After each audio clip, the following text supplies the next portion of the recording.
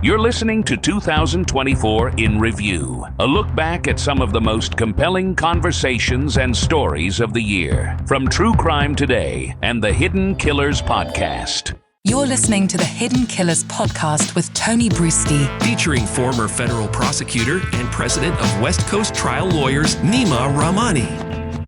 Are we going to see more arrests made as well? We saw Jake Paul, his drug mule. I mean, it was an interesting optic, because when you think of who's providing drugs for Diddy, the last person I thought of was a former Syracuse University basketball player.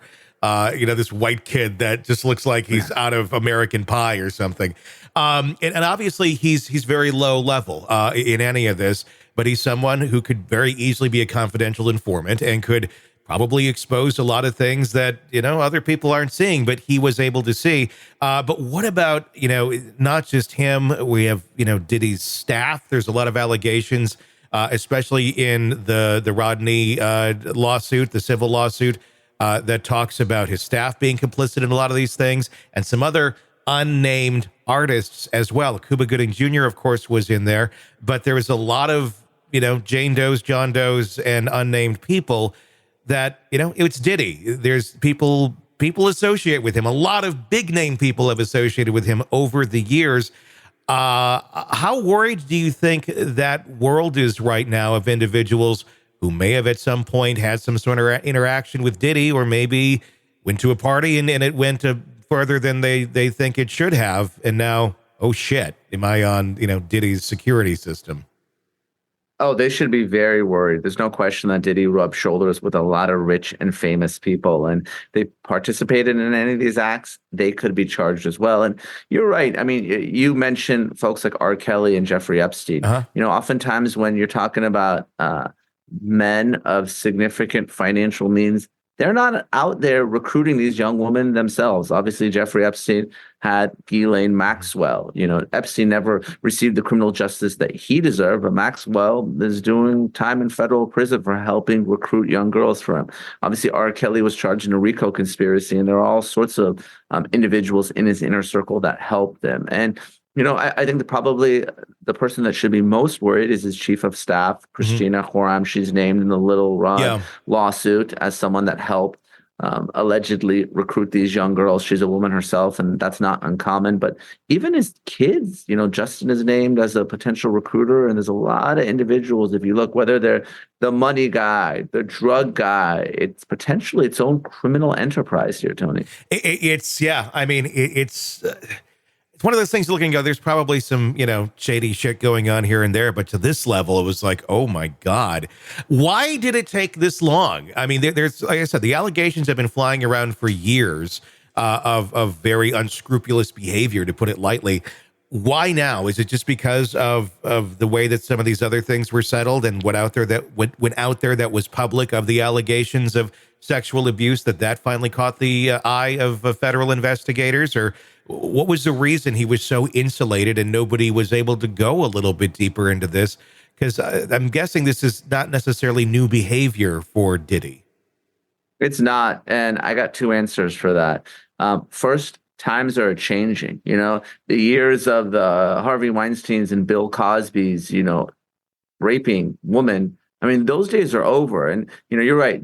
These allegations may have been the worst kept secret in the music world, or maybe R. Kelly was the worst kept secret. But, you have documentaries, you have, political pressure, you have public pressure. Every prosecutor is either elected or appointed by someone who is, and they are taking these types of cases a lot more aggressively. Before, there was some hesitation, if you're relying on the testimony of one or more victims. Obviously, a lot of this sexual abuse happens behind closed doors.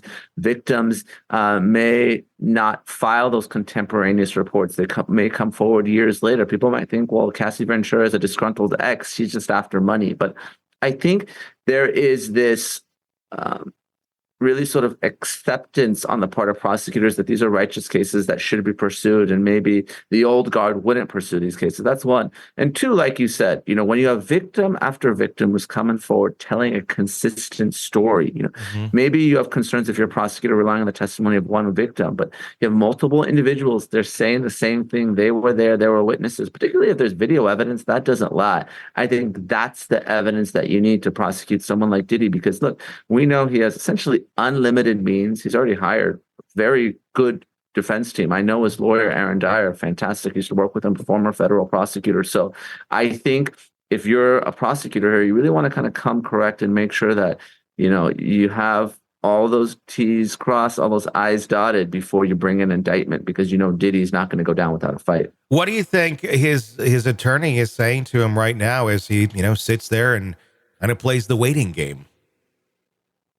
Yeah, I think they're trying to build that defense team because, again, I think they're anticipating the indictment. And look, Diddy has beaten charges before. There was a nightclub shooting with Jennifer Lopez, right? He was acquitted in that case. So firearms charges, bribery. He was alleged to have, bribed one of his security guards to take the fall. So he's going to fight. I don't think he's going to take any type of deal. I don't think the feds can offer any type of deal that he'll accept. So this might be another dream team type situation. I'm not saying the result's going to be the same, but Diddy's lawyers are probably preparing to get the team together because this is going to be a big fight.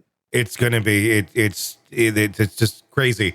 And it's going to be crazy to see how many other people are brought down as well in this process. And hopefully rightfully so. Get some of these people out of there that have been part of the old guard and that old world that is slowly eroding and falling apart, thank goodness, but shocking nonetheless. Nima Rahmani, thank you for coming on and giving us your insight and talking about the helicopters flying over your house. Exactly. They flew to Diddy. Couldn't get any closer. Yeah. Fortunately, I'm just a witness in the case. My house isn't nearly as big as Diddy's, and I've never been there. But but like you said, you mentioned Cuba Gooding Jr. Prince Harry's been mentioned. Yeah. Ashton Kutcher just got a subpoena, reportedly, the Daily Mail. I don't know if it's a criminal subpoena, grand jury subpoena, or a subpoena in a civil case. So there's a lot of folks that are going to be dragged into this, Tony. I think this is just the beginning. A lot of people with knowledge that probably haven't spoken, but now feel that they can. That weight and that pressure might be off. So it's going to be interesting. We'll see. Cat Williams, he was the one that called it. So yeah, you're right. You're exactly right. You're right. All right, my friend. It's great seeing you. I hope to see you again here soon sometime, and probably we'll talk more about this because God knows this isn't ending anytime soon. Sick of the ads? We are too. Start listening with no commercials now and get access to all of our episodes in advance of everyone else. Become a True Crime Today Premium Plus subscriber on Apple Podcasts. Search True Crime Today Premium Plus on Apple Podcasts or go to our podcast page and sign up now. True Crime Today Premium Plus. Sign up now.